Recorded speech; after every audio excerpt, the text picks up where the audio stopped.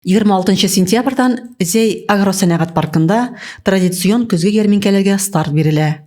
Ярминкәдә районыбызның крестьян фермер хуҗалыклары, шәхси җитештерүчеләр авыл хуҗалыгы продукциясен тәкъдим итә.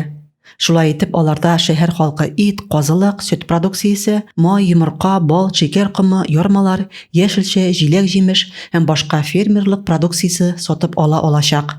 Традицион безнең инде авыл хуҗалыгы ярминкәләре 26 сентябрь көнне шәһәребездә башланып китәчәк.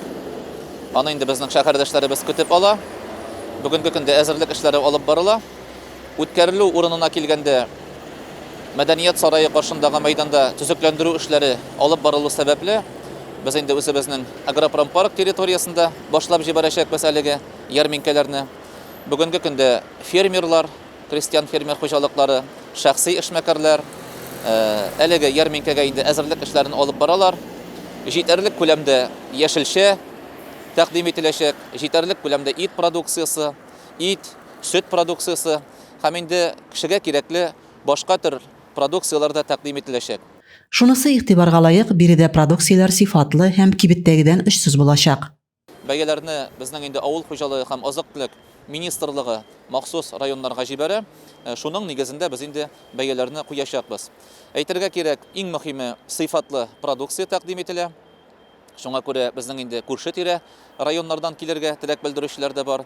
Без инде шәһәрдәшләребезне ярминкәләргә көтеп калабыз. Беренче ярминкә халыкара өлкәннәр көне уңаеннан оештырыла. Махсус волонтерлар да булачак. Алар инде өлкәннәребезгә ярдәм итәчәкләр. Шушы алган продукцияларны өйләренә алып кайтып куярга ярдәм итәчәкләр. Шулай ук мәдәният хезмәткәрләре елдагыча үзләренең матур чыгышлары белән әлеге ярминкәгә тагын да ям бирерләр дигән теләктә каласы килә. Ярминкәләр атна саен безнең узачак.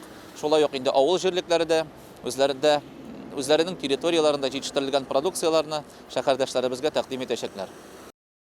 Зәйлеләр, юлаучылар ярминкә оештырылу форсатын кулдан ычкындырмаслар шәт. Рәзимә Кашапова, Денис Ипатов, Татарстан хәбәрләре.